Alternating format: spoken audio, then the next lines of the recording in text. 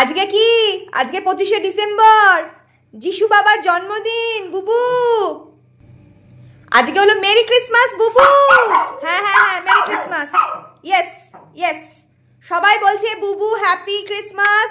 তুমিও বলে দাও হ্যাপি ক্রিসমাস। মিমিরা, মিমোরা, সবাইকে বলে দাও হ্যাঁ বুবু।